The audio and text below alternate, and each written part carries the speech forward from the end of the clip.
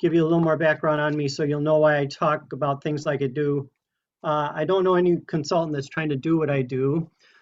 Usually you can't make a living on it, but I've had I guess, a navigational interest before I got into the business world and looking at the visual environment. And in college, this will give you the start of my short bio here.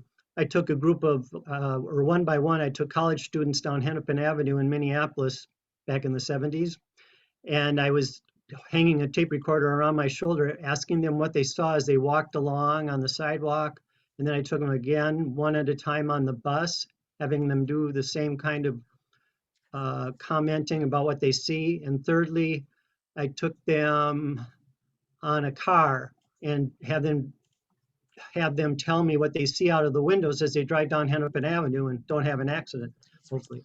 So I learned that people see a lot more as they walk along. It's not rocket science to say that, but it's something that we have to appreciate when we're talking about visual things, like we'll see in a moment here. So just remember that just because you can see it walking doesn't mean that a car driver can see it driving. And you have to do something to get the attention of the customer in the right mode of traffic or mode of travel to get their attention to go into your town. So that'll be one of the key points. The other thing I wanted to emphasize is that we're going to talk about something called landmarks and gateways and nodes, and I think I'll make some up as we go along here.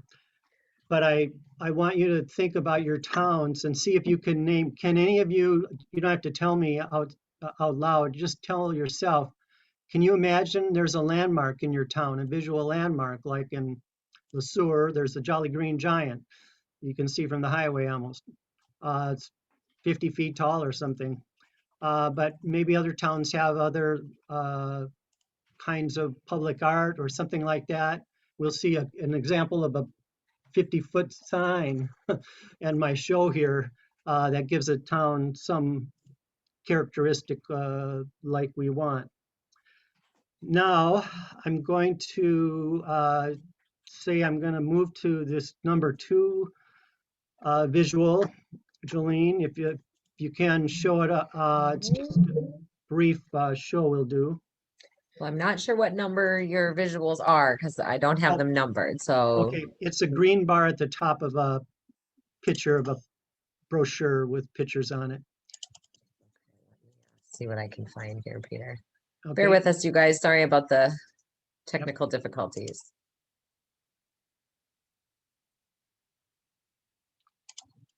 And if you can't find it, we'll go one at a time with what you have, and then we'll find it. I see a bunch of images. I see storefronts, Rochester report. That's the end of it. That's the back end of it. The green bar with a picture of the report cover. If you don't see that, then number 3 is a picture of murals on a wall of a building.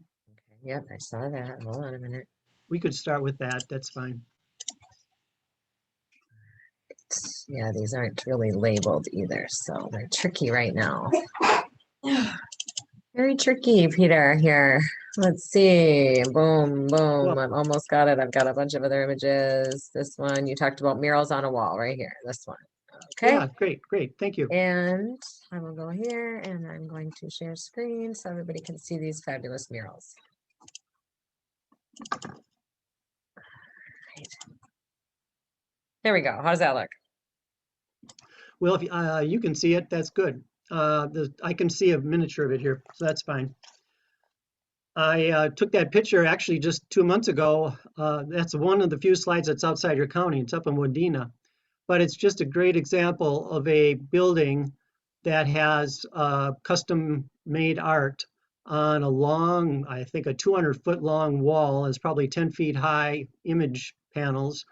And it gives some vitality to this blank building.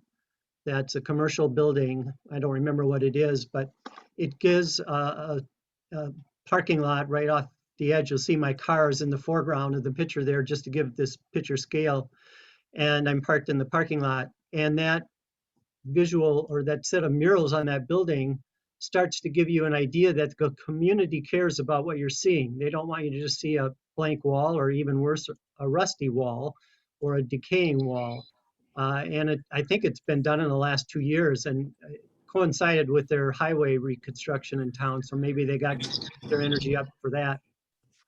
I just wanted to say that you might have blank walls in your towns. I'm sure you have them somewhere, and they don't have to be real big, but if you can find ways to make good looking art on them or make them changeable art, even children can do art that's interesting. And I've seen banners in Delano that I won't show them on here, but we'll show a Delano sign on here. And when I was in Delano, I saw their banners there that were designed by children's art, on 5 foot high by 2 foot wide street banners on light poles. And that all of a sudden made me think Delano really wants to have families here. It's a small little retail Main Street, and I hadn't been there for 15 years or 20 years. And my cousin used to live in that town. He told me the fireworks show, which everybody in your county probably knows about, does bring people downtown, and they have a good time looking around, and it feels pedestrian scale and comfortable to walk in. Now I'm going to ask Jolene to just pick the next picture. If she doesn't see a Delano sign, gateway sign there, you can pick another one, and I'll talk about what you have. All righty. Here's another mural. Let's go ahead and pull that. Oh, I see a mural and a bench. Yeah, great. That's appropriate. That is well, I won't tell you a full story until the end here, but that's taken that picture on a plaza in a city in your county. And it was obviously in February pardon? I'm just saying we know which one it is. Oh, you do? Can we guess? Okay. Yeah, somebody enliven this. Make a guess. Monticello. Hey, way to go. And that actually is a very nice bench and a hedge behind it. And I don't have full view of the art mural behind it, but that's on a wall that was blank until, I don't know, 2 years ago. You'd know better than me. I don't go through there every year probably. But it's also in front of it's on the corner of two busy highways, Highway 25 and Highway 10. And the Highway 25 traffic gets stalled there in the rush hours, from what I remember, at least coming home at the end of the day, and they go by that corner. And so I thought it's a prominent corner in town, and people make a judgment of that old, what I'd call old town of Monticello, because it's where Highway 10 was the original Main Street before I-94 was built through town. And the storefronts we don't see on this picture, but I will show them to you in a minute. Anyway, this plaza is in front of a very key building downtown, but does anybody want to tell me what they think it is? Okay, I'm going to tell you it's the Chamber of Commerce. It's a plaza on the street there. And the Chamber of Commerce does a great job taking the snow all the way back to where it's shown by the bench there. I don't know if they do or the city does. It may be a city plaza. But if the last bit of snow is removed from that bench, people would have the idea that, hey, this town's really got the place cleaned up, even 2 days after the light snowstorm or whatever it was that went through. It wasn't something that took traffic off the street, I know.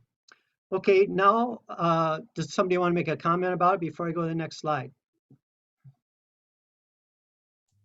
Okay, They actually, the person who painted that mural was a really young gal, I understand, like 21, 22 years old. Really? Yeah, from the U of M, and Marcy, or from the chamber there, worked with her and did a beautiful job and painted the chamber building too. Yeah, if I wanted to show the real centerpiece of the plaza experience, that mural would be it. And for that reason, I'm sorry I don't show it in here. I did take a picture of that mural, but I wanted to look at some of the rather simple things that can be done to uplift a business district that might be needing some. And that old town on Highway 10 and 25 has got a lot of vacant storefronts still maybe, but they're coming alive, and I know that it'll take a little time, and that mural looks a lot better than a blank wall. And because of that, I bet some people take notice, and they might even take notice the Chamber of Commerce is there and go in there some other time. That's the kind of thinking you have to, remember, that whatever people see, they make a judgment about. So if they see a big black X on there and graffiti over it, they think this town doesn't care so much. But that mural's in perfect condition, from what I remember. Okay, Jolene, you can hop to the next one.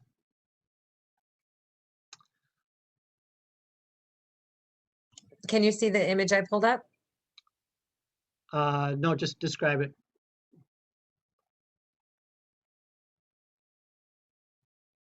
It's got a sign It's in it. downtown So this is Monticello. It's downtown Broadway. Monticello. Hey, You can thank you. see, Thanks. yeah. That's it. That's the sign. Okay. I took this picture and I kept this picture in the show. I took, 50 pictures probably, but I only put about 10 in the show because that is a great example of how you can get somebody from the Highway 12, which is behind me as I'm taking this picture, looking in towards downtown street front retail area. But when I was on the highway, I didn't really know where Delano downtown was exactly. And I was trying to find out how I was going to access downtown's buildings. And all of a sudden I looked to my Peter, left. I want to correct you, Peter, because we're looking at Monticello's downtown right now still. Monticello. Oh, Can you sorry. see the image I have pulled up? Oh, this is the white snowpack on the sidewalk? Yes. Yeah, okay. This I just take as a picture to give us a sense that it might have been, it looks like it's not shoveled. The problem is that the storefronts are mostly vacant there and they're getting new owners put in there soon. So they don't have somebody operating the stores there. But I left it there because I wanted to show you that it does discourage somebody that might be walking down there on a day that just happened to have the light 2-inch snow before it. And in most towns, you see the walk shoveled, and other slides here, you'll see them shoveled. But there's one other thing that's good on it. It's got that big banner on the light, and that gives some character to the street, and it becomes a place, a shopping place, a dining place. Years ago, it was both a shopping and dining place, and it's about a half mile from to the east from I-94. So it's not that far away from the big Cub store up on 25 and 94, and those other big, like Perkins and other big shops or stores. But it will have to be enlivened a little bit with interior stores operating from the interiors of the buildings. The buildings are in good shape, and it's just takes a little bit of shoveling, somehow snow clearance to make that be a place when people go by. Again, that end of the block is where Highway 25 is and crosses that street. And so people take a look out of their windows and say, oh, that's all snowy. I think I'll go to some other place. That's not what you want. You want them to stop and see your place. And once they're there, probably every store within 60 feet of it, 100 feet maybe, will get a view from the persons walking on the sidewalk, parking behind the buildings, or parking on the curb front. Any questions about that? So Peter, your point is that how important it is to just even remove the smallest amounts of snow if you really want to invite pedestrians out to your business or the businesses around you. A small amount of snow, it kind of prohibits people from even moving around. Yes, thank you for asking. Yeah, in this case, I actually walked this snow on top of the snow, and there was ice under it a little bit because it had been melting. So there's probably 2 inches of precipitation frozen on the ground there. Mixture of snow on the top and ice at the bottom. But it does become a little bit slippery. I wasn't slipping as bad as I have in past years of my life on ice, but it's just enough to, there's no salt on it, there's no sand on it, there's just you kind of wonder, do people want me to walk here? I don't think many people are walking though, because the stores weren't quite open yet. Mm-hmm. So I know that in other small towns, there's, previous positions I've worked at, there's always been somewhat of a challenge with the city and then the property owner and trying to keep all of these nuisance snow events taken care of. It's difficult, especially in Minnesota when it's so unpredictable. Fortunately, as we come into spring, we can kind of set aside our worries about icy sidewalks for a couple of months, but it's important for us to keep it in mind for the upcoming cool season and know that we want to encourage all of our downtown business owners to take responsibility for the sidewalk out in front of their business, even if it is part of the contract with the city to do snow removal, that they can't always get everywhere at once. Those are good points. And in other business districts, like I've done 25 cities around the country in terms of doing pedestrian counts, but sometimes I did them in the weather close to winter. And they had business improvement districts that were funded, just like Jolene's mentioning. Your county might have service from a vendor that goes through the city or a business improvement district and does the snow removal and takes care of for everybody at once and does it quickly. But this was kind of on the shoulder season, like late February, early March of the winter, and that might have been why it didn't get done, because within a day or two it would be melted. But I just couldn't keep away from showing an obvious picture and talking about it, because it's something we all don't want to do on our own sidewalks, and sometimes we forget to put pressure on somebody that might have the capability to do that. Thank you, Peter. So the next image I brought up is the side of a building with a really cool sign coming off the building that's in the shape of a butterfly. This is the only one of two pictures not from one of your cities, but it's such a good one. I took it. It's at a corner building where my chiropractor is, and that butterfly public art piece projecting from the corner entrance is over a bakery. Takeout food and sit-down restaurant is not open. That part's not open, but takeout food and display cases of food are accessible when you go in the building and bring it out. Besides that butterfly, which does, I think, cause motorists to look at it because it's a rather new building. There wasn't a new, that recent of a building there before. It was more of an older apartment building, I think. Anyway, on the sidewalks, they're green little benches, or little toys that a child can sit on. And I think people bring their kids there to play a little bit before they go in or when they come out. And it does give some life to a rather plain, ordinary, bare looking corner from at least the perspective I took the picture. And it's on Nicollet Avenue, a very busy street that has a lot of traffic. So they're trying to catch the eye of the customer, I think. I haven't asked them what their purpose was, but I would guess anyway, it goes to that level of work and art and an awning over the entrance. They're trying to show that they care and they want to make it a fun shopping or eating experience. Absolutely. It looks like there's a couple of comments made. And unfortunately, Sheree had to leave, but I wanted to let everybody know, I think it's really cool in this public art. It's muffin pans and cake pans and bunt pans that are making up this butterfly outside the bakery. So that's kind of creative. And it does look like kids would want to come there and sit on those benches. So that's fantastic. Yeah, and that in the summer I see more. Would you like for me to find another image? Yes, I'm ready for the next one. Okay, let's see. What haven't we looked at yet? What's this one? Let's see. This looks like Delano. This might have been the one you were referring to. Yay, thanks. I'm at that one now. Yeah, I guess you're at that one, I should say. Yeah, you're having to wing it in my order, but thanks, Peter. Okay. Tell us a little bit about what you saw in Delano. Well, this is the gateway sign with the black metal.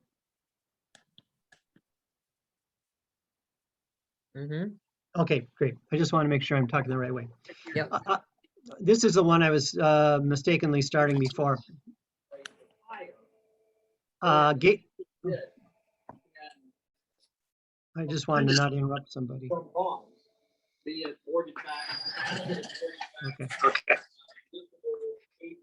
All right. Looks like maybe we might have somebody that would need to mute if you don't mind. Okay, good. Go ahead, Peter. Okay.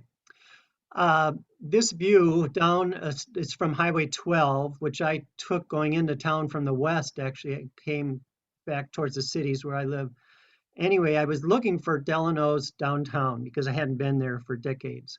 And all of a sudden I looked and I turned on the street because I saw a street go over a creek. That gateway sign is just on the front side, or on this photographer's side of the creek, or the river, I should call it, the Cannon River, I think, that goes through there. Oh, Crow River. Crow River, not Cannon, Crow River, sorry. Yeah, and you drive on a bridge over the river, and then you get smack dab in the middle of the retail district. It's got 2 to 3 blocks of retail stores across the street from the river, on the far side of the river. And the reason I took this picture is that it caused me to say, they're doing a good job. They're trying to tell somebody that Delano is special, and it has a pedestrian nature to its retail district, which many places do not have. And it's hard to get the motorists to believe that unless they see something like that.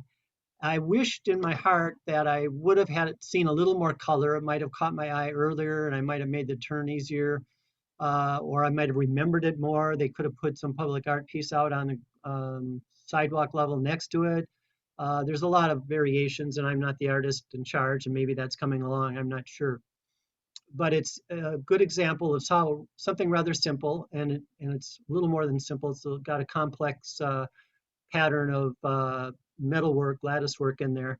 But it's telling you a story, in my mind, is telling me a story that it's showing that there was some industry or business character, there is business character to the district, yet you can walk in there and feel like you're coming through a pedestrian gateway because it's probably only 12 feet high or something there. And you can walk 200 feet to get to the main retail street. And there are many little shops along that street that look fun to be in. I bought some food in a package from a store that's selling pet food and human food in the same store, but they're just down a mile down the street from this location downtown. So they filled up a vacant building at a key corner, and they probably are going to get better at merchandising it as they get their feet on the ground there. Peter, I have a question for you. When we're talking about pedestrians and walking, now you just mentioned that you walked a mile. How far do pedestrians usually walk? Do you have an idea about sort of what pedestrian behavior is once they find a parking spot in a downtown? What do they usually do? Well, if you're like I'm a block from Southdale's parking lot, a regional shopping center, if you're at the 300-foot setback from the Southdale door, you'll probably walk there because shopping centers are designed so that people see the doors and see the plowed road or a plain pavement up to the door and just figure, well, I can get through there. It's just an easy walk. There's no problem. But if I took you to like the picture I saw before with that butterfly sticking out, that's on a neighborhood block in South Minneapolis. And that, I think people will only walk a half a block at the most, or 300 feet. Probably 200 feet is kind of the limit of how far people will walk unless they can see something they want to go to within the next 100 feet or so. Maybe 200 feet at the most. It depends on how big of a destination. If it's a Walgreens, you might walk farther because it's a bigger store. But if it's just a little restaurant or other shop, then you're trying to find places that are right next door that give you the rhythm of every 50 feet you can get inside the door and do something. Right. Great. All right, I'm ready to bring up another image. Thank you for that information. I've got a few more here. How about we talk about this one? Maybe we can talk about signage. Oh, is that the tall sign? I believe so. It's the kettle. Yep, kettle, right. That is a newer sign that I'm not familiar with when it went in, but I know that the business was sold. I learned on the internet. I started looking on the internet to figure out what's going on. And it said it was sold by the previous operator, but they didn't have a big sign in there. And the other interesting fact of that picture is that way in the background on the left, you'll see a Coburn store, I think. And that is rather new, probably 5 to 10 years old there. But it creates a big plaza and a parking lot in front of that store, which makes the highway corridor look wider because there's a service road between the highway and Keith's sign. So that makes that big space twice as wide as a normal highway right-of-way would be. And then there's a travel plaza on the back of behind the photographer taking the picture here. That's me, the photographer. But behind me is a travel plaza that's open 24 hours a day, I read. And it has a lot of little shops and mostly gas pumps and travel needs and services for people. But the reason I show this sign is that the new owner, I think, made a decision. I have to get noticed from the people at Coburn's and other places around here. Across the way, there's a Speedway, gas station, and other things. And it's like the traveler's oasis between Highway 10 and I-94. And it's really easy to turn onto that street and go within 5 minutes or so to Highway 10 to the east. But you see this big sign and all of a sudden it's shouting out to you, I am a big guy. I'm one of the big freeway style signs, and that's because I got a freeway scale business and I get a lot of business in here. Well, I don't know if the independent operator really does have that kind of volume, but they are a really good restaurant from the food I remember having. That's in Clearwater. So it's a place that I would suggest you stop by, and you'll kind of take a minute to get adjusted to the fact that it's a small family style restaurant and there's families in there and not too many individuals, but there are couples and individuals. I myself was an individual eating there, and they're friendly, and it has plenty of parking, and you can have a very casual, not rushed meal when the pandemic's off. But if you talk to them about takeout or ahead of time, maybe call them or maybe say you'll wait in your car or something, I bet they would provide that service. I didn't go into that detail to figure out what they offer in ways of getting food to you. So Peter, do you think a sign of this scale is appropriate for sort of creating a pedestrian environment? I'm noticing that right behind the kettle is a sign for Lake Central Bank, and it looks dwarfed next to this giant kettle sign. Do Yeah, you have any comments on that? Yeah, I'm torn between these two things because you're right. It's not pedestrian scale. It's just the opposite. A pedestrian wouldn't need that sign, but not many people are walking along these highways that are going to make a choice to go in the door. They're going to drive by. That's plenty big enough for a driver or a truck driver, auto driver or truck driver to go by and see and recognize. And you can see it from 200 feet away, which is important in some cases because you have to make a turn into the service road along the highway there. And that bank, I think you mentioned, Jolene, is not so retail looking at the front as I remember. I think it might be the entrance around the side of the building. And I can't prove that from the slide though, or this picture. So I think it's interesting. In some cases, I think we know that Clearwater maybe doesn't have a lot of pedestrian traffic because of the way it's situated. But the truck stop there that has the restaurant is where you would find pedestrian mobility. And so trying to get people off the highway and get them into that truck stop area and then encourage them to walk at least to the bank or to the other stores that are nearby. So. Yes, and I would guess the sign has illumination that people can see at night, and then they'll feel more encouraged to go in there. And they'll probably have a big open sign on it, but I can't tell that from the picture. Okay, I'm done with that.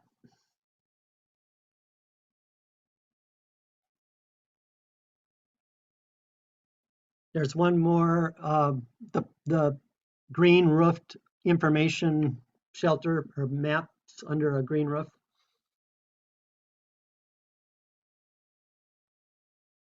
Can you hear me? Yes, sir. I've got that image pulled up, the green roofed information booth from Little Falls. Yeah, thank you.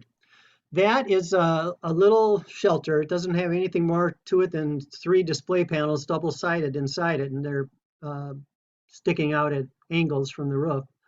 But it's right next to the river that goes through Little Falls. And it's next to, and there's grass around it. So it's like way out of the way, but I don't see why they couldn't take some version of this and put it on the downtown sidewalks in the retail shopping district of Little Falls.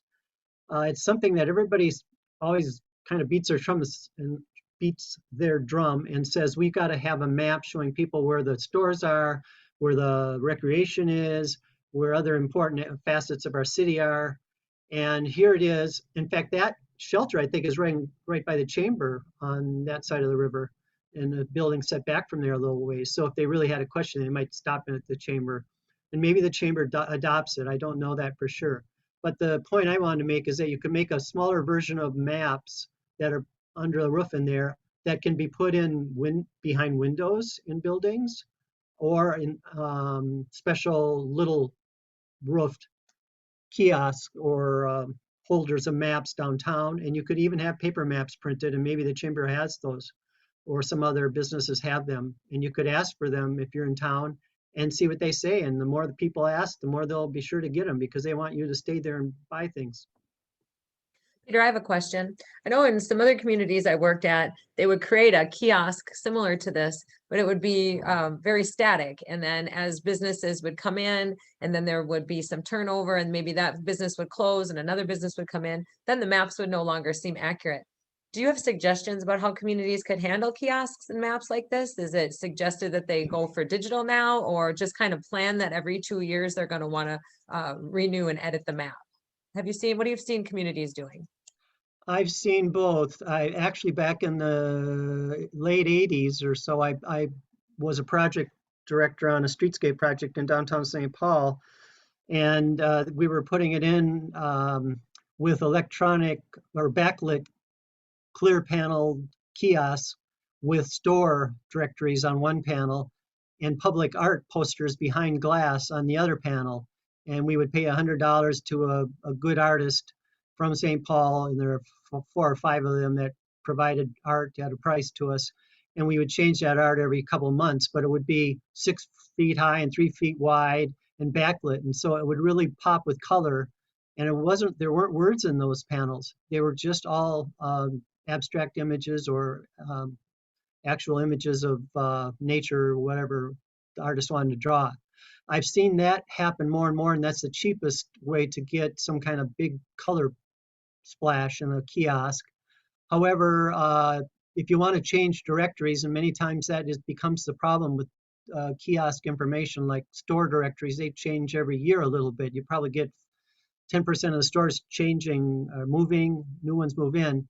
And that's where you might want to have electronic operated changeable kiosk. And that I've done in other cities, but I can't point one to you right now that you can see in your county.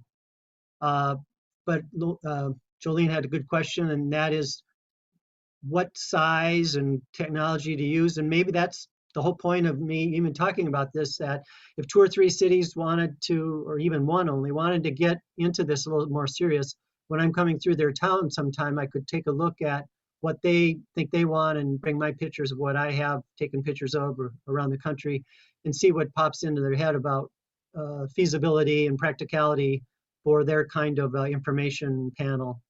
And I'd be glad to do a combination of, for lack of a better word, directories and art panels for 3 or 4 cities and find a vendor to provide those. And I used to know some better than I know them now, but I know how to get a hold of them, that's for sure. Okay, that sounds great. So it kind of sounds like it's not a one size fits all, depending on the community and the rate of change. Each community kind of has to make a decision about what's going to work best for them. But you're offering that you'd come in and you would work with communities if they're interested in having you come in and do an audit or give suggestions or show examples of what they could do in their community. Yeah, I have a good thought I just passed up. When I was in Buffalo looking around there downtown by the lake, I thought they should have a kiosk showing the lake conditions. You know, because people are walking around between stores or services downtown and they're curious, how wavy is it on the lake and how windy is it? And that's a big lake there. Yeah. So if you could see that on the kiosk, which there could be right in the corner of the retail district, then you'd have your answer. And so there are, you know, the sky's the limit for at least creativity in this. And I don't want to belabor it anymore, but you prompted that question from me. Perfect. Thank you, Peter. Does anybody else have any questions as we go along? We got about another 10 minutes, 15 minutes or so. We've got a few more slides that I know Peter wants to talk about, but you guys, this is interactive. You're welcome to interrupt us or put your questions in the chat box if something comes up.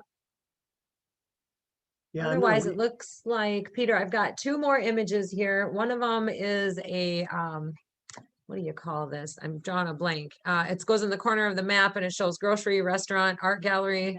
Oh, that I'm not going to cover. It's just a list it's in a brochure that I can give my contacts when I pass by their towns. Okay, and here's the first one that you asked for. This says Walking Connections Analysis for East Village Art Districts in Long Beach. That's the cover of that same brochure. And the map is too complicated to take a group of people through in a group. But it's a 8.5 by 11 page or size or format 4-page brochure. And I designed it when I was in Long Beach, California. They have an arts district that's about a half a mile from their retail street. And their question is, how are we going to get people over to the arts district? It was a fledgling arts district. They had new operators that were closed on Mondays and Sunday afternoons and Saturdays sometimes. You know, they were just trying out retail for the first time. But they were within walking distance of a convention center, which is a walking distance for that. But you could say it could be 5 to 10 minutes, because if you've been at a convention for 6 hours and you want to get out and walk in nice weather, you can walk down to this arts district.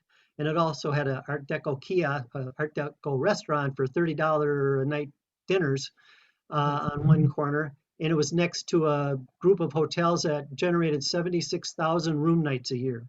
Wow. If you have 76,000 room nights a year, they're not big hotels, but there's a lot of hotel rooms there. And they're just across the street from this little uh, restaurant that has table seating, or had table seating at the time in the 5 years ago.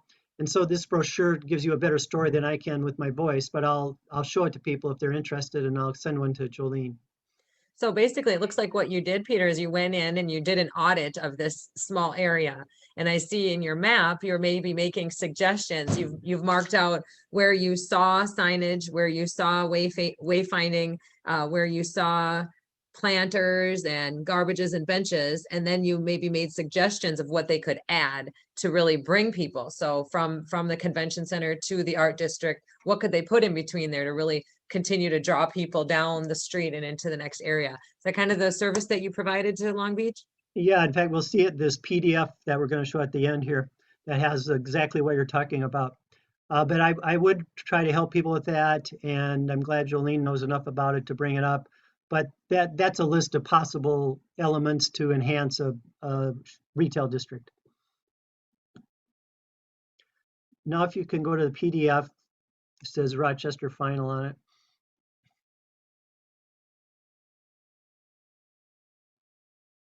Just give me 1 second while I pull that one up. Oops. I think it's this one. So let me spin it.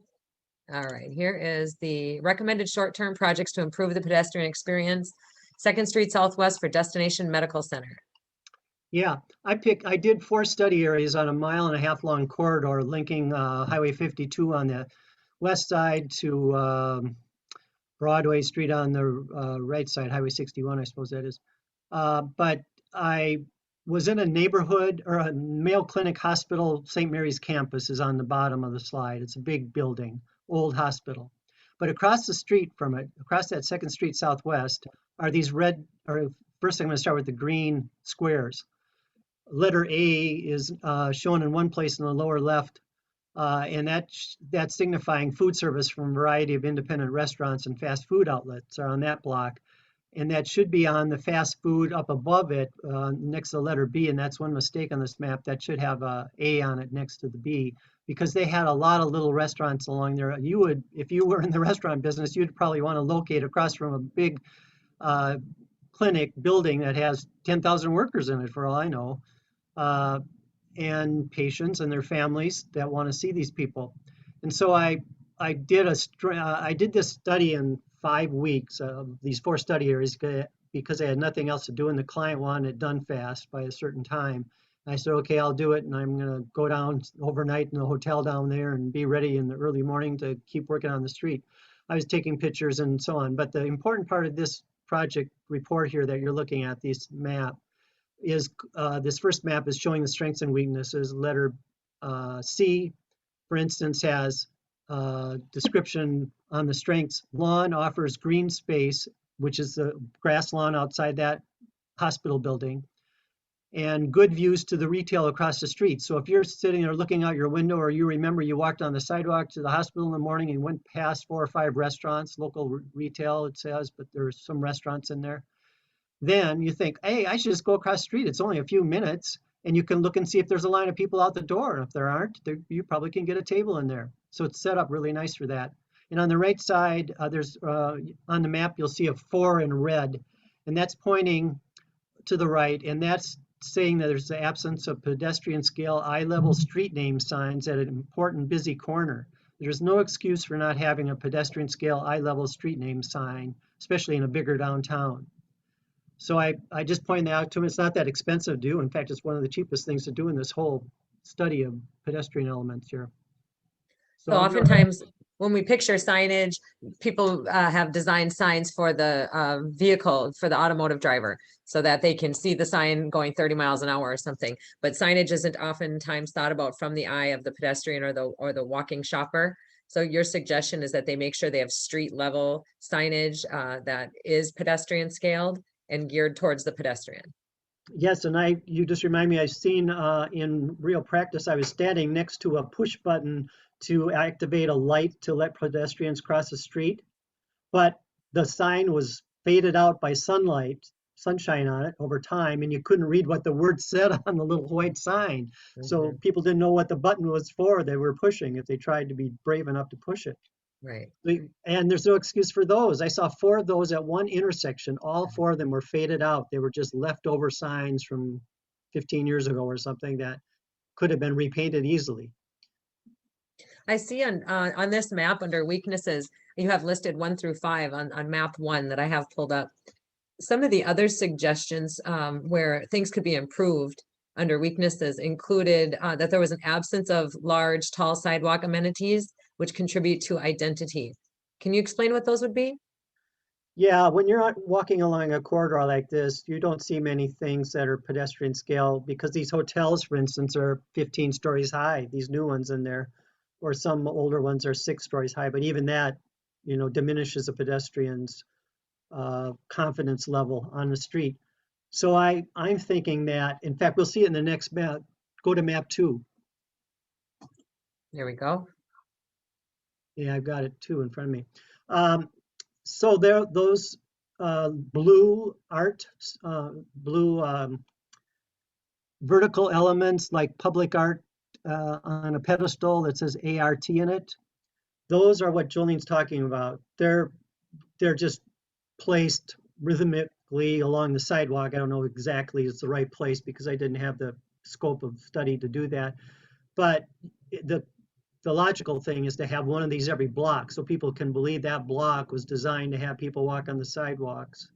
And those are on the sidewalks that are in front of the businesses there. I could have proposed those in front of St. Mary's Hospital, but I thought I've got to get something on this map that looks realistic and doesn't take a lot of approvals and back and forth. And those can be put up by the city with whoever's help wants to. Maybe the Chamber of Commerce there or Downtown Council would get into the action to do that.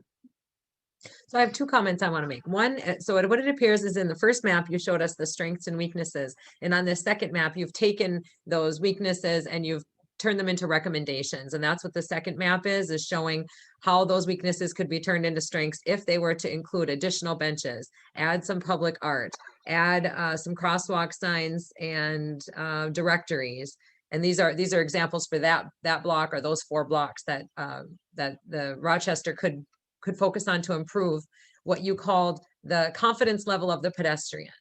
And I just wanted to touch on that phrase that you used, because really that's what this whole presentation is about, is that we want to increase the confidence level of pedestrians. If a pedestrian is in a large city and they feel like they're just walking in between huge concrete buildings and there's nothing there their size, they may feel uncomfortable. They're just trying to get to their car and go home. Now, on the other end of that spectrum, if you've got a very small town, very rural, maybe has a very short main street of 2 or 3 blocks, and the shops are specific and they're only open a shorter number of hours, you might have the same experience where a pedestrian doesn't have that increased level of confidence because they don't know if the stores are open. They don't know if there's any more stores on the next block or around the corner. And so therefore they may choose to just get in their car and leave. So really trying to increase the confidence of the pedestrian is what the goal is in these studies.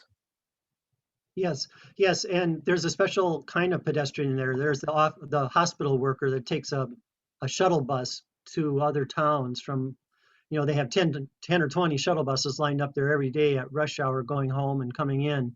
And so that is a street of commuters standing waiting for their vehicles, and additionally some drivers driving through there. And this map area actually shows the entirety of this little node of retail restaurants. And then we go through a neighborhood node of several blocks before you get to the downtown retail district to the right or to the east side. Okay, so I'm cruising down through the document. We see a couple of photos. One is an icy sidewalk by a bus stop. Another is a crowded and slanted sidewalk that discourages walking. So those are some other considerations as far as infrastructure that's involved? Yes, it's not really super hard to figure out. If you can imagine yourself, and it might be hard to imagine yourself these days because of winter hanging on and us just getting out to enjoy walking on sidewalks again, but anytime now you have the choice to either go on a traditional sidewalk or store facing sidewalk or an enclosed shopping center or skyways in downtown Minneapolis and Saint Paul. and get your shopping done. And so you have to be brave in some cases about going on a sidewalk that has a little inch of snow. Hopefully, it's a day that there was no ice there before, and you're brave enough to walk across the sidewalk and do that. Other people just know there's good deals or there's friendly operators, and mostly they're local operators. They're not chain store operators. They own their stores, and so they care about your experience outside their shop and inside. So Peter, as we're wrapping up our last 5 minutes, I would like to ask if you have any tips that you can share, and I'm going to stop sharing my screen so we're all here together. I know when you and I did an audit in downtown Princeton, which is a very small town. If you guys are familiar with Princeton, it doesn't have a huge downtown, but I remembered when you and I walked through, you made suggestions about how pedestrians behave as far as what invites them to keep walking. Can you share with our group some of those tips that what invites in a pedestrian to keep walking? What are they looking for? What's going to increase their confidence level? Yeah, I will do that in just a second. I'm just going to give myself a little commercial, or somebody like myself one. Please do. And, Please do. And that is that it's one thing to talk about going to the state fair. It's another thing to be there. And that's exactly what I'm going to be doing with you, answering her questions. There's things that the state fair knows they're trying to do, but there's perceptions you have of what they're doing. And if your perception's different or less friendly than the state fair wants, then they've got to disconnect with the potential consumer like you. And so when I think of going to a town or any district of businesses, I'm thinking of storefronts. And when I say storefront, I'm thinking of transparency of window glass. I'm not even a fan of the darkened windows in Lake City, for instance, which is a river town down in southern Minnesota. They put a lot of new glass in, making the stores look a lot better, but they put the shaded glass in there. And I couldn't see what was in some of the stores. And so I hope that something can brighten up. Maybe it can do interior lighting and let the merchandise show through the windows, because that's one of the grabbers to people. If you're not in the business of in the errand of trying to get something to eat, or even if you are, you want to be able to look in this windows and see if it's a place you like, see if it looks like the people are there that you like.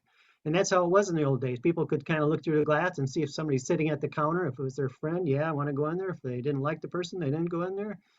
And that kind of decision making gets done split second wise while you're on your feet walking along a sidewalk.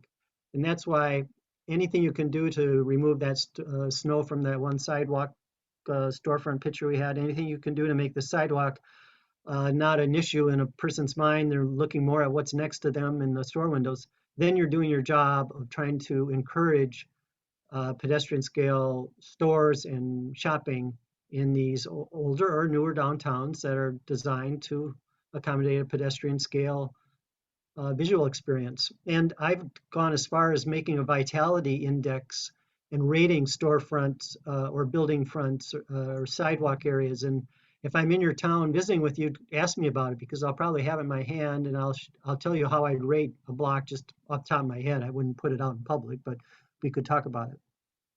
Great, that's fantastic.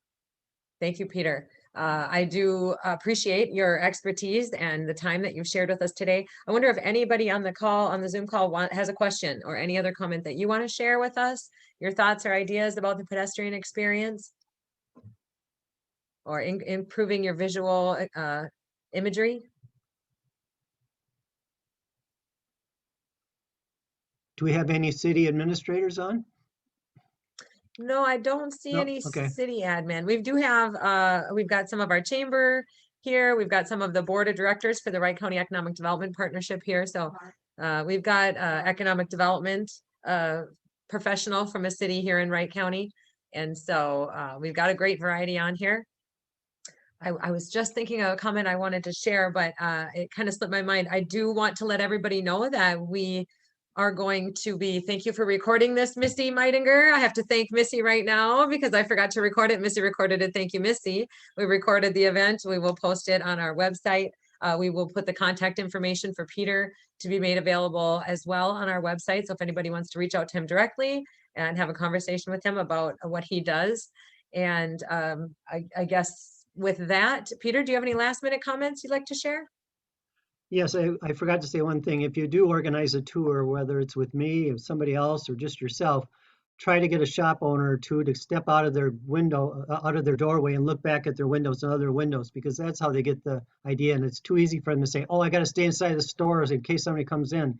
They've got to go out there and look at it. And I've been to towns talking with groups of owners looking across the street and saying, what do you see that attracts you? And they're pretty blunt about, well, I guess they could be a little better at this or that. So try that technique if you have a way to do it, and call me to do it. I would be glad to do a short one with you for no price and just help you get the feeling of it.